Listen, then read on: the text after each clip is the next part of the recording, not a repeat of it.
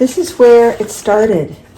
And it's interesting to see because I'm really responding to how this is so undefined. So I can see how that's working. So these were the origin of these. When I was just trying it on paper, and I realized, hey, this is the way. This is interesting to me.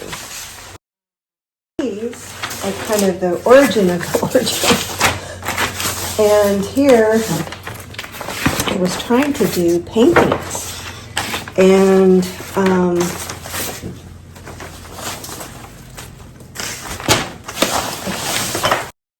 these are the latest ones I've done. And this I started to do on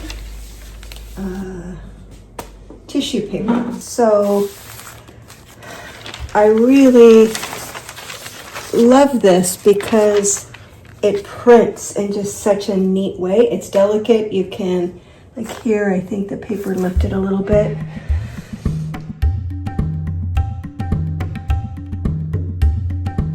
Oh, I think I might be. Now this one I really like. I really like that this one kind of blurred out and it has these watermarks. That's amazing to me. So you can do this, and I have experimented with it, and you can lose your entire painting trying that.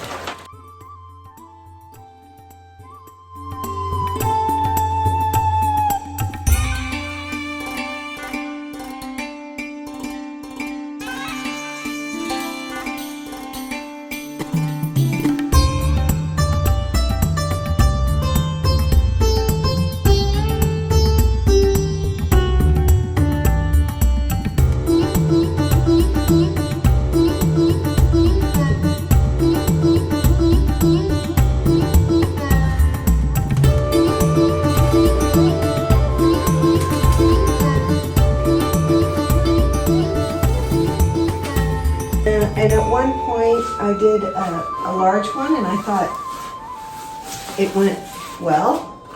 And I wanted to use, this is printmaking paper. They take 2 paintings to achieve. So that's a lot. That's basically, I did this painting twice and this painting twice to kind of get this depth of color.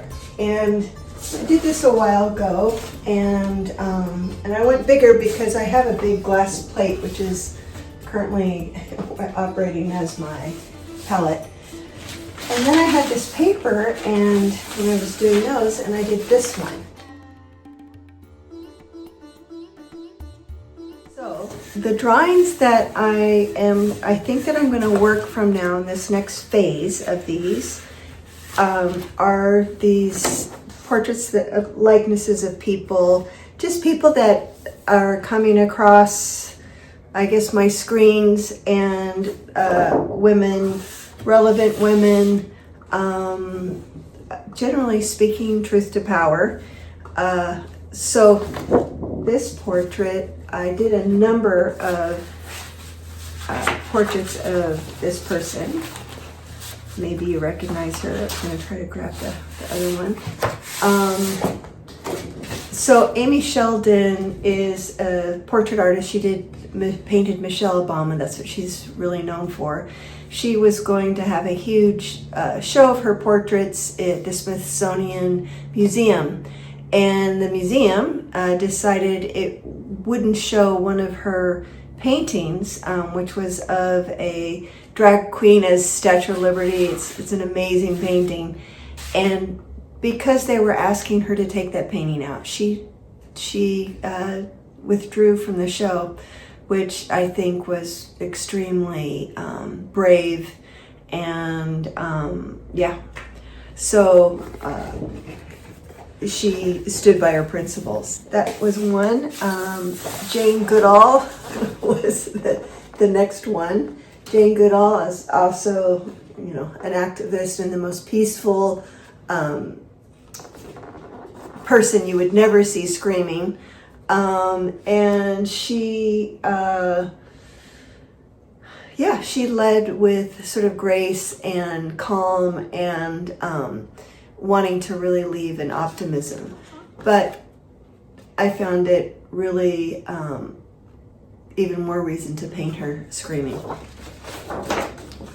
or to draw her screaming. These drawings are a lot more detailed than I normally do. I have been doing, in part, again, because they're recognizable people. However, when they're painted, it's more that it's going to be the essence of them, because as the the painted print loses a lot of detail, so though I'm starting out with a detailed drawing, it's just for clues.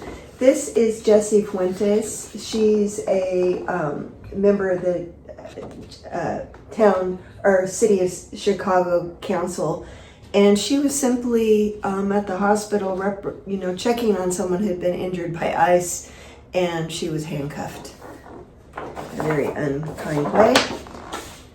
And we all know Greta. This is Greta. Greta, I have drawn Greta quite a bit, and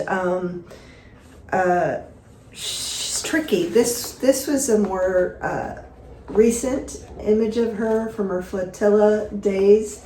But again, if I went back to something that maybe is more recognizable in my mind, or iconic, I guess iconic. And again, I might do both, but that's Greta. This is a woman named Carrie Lopez Alvarado.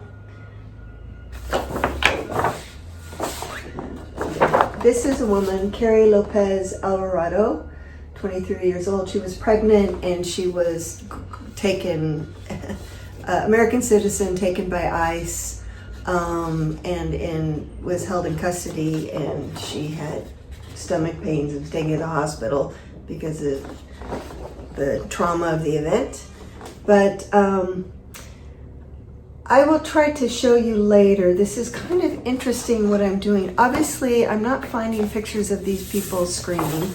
I am, as I was before, all the other drawings are taken from images of women generally in protest. And so I have a real backlog of images of women shouting. And but in this case, I wanted to take these people that are known people or people in the news that and create a screaming image. And I'll show you what I did. And I've actually sometimes can sort of fake it, but also I've been using AI. And AI is interesting because it won't give you it doesn't give you such an accurate image, but I can do sort of a composite, and it sort of helps me. At least, generally the face is longer because the mouth is stretched, so I know that. And I, if I don't have any reference, I know to stretch it and to create, a furrow in the eyebrow and things like that. It's sort of interesting. It's kind of almost goes into the world of cartooning, I guess.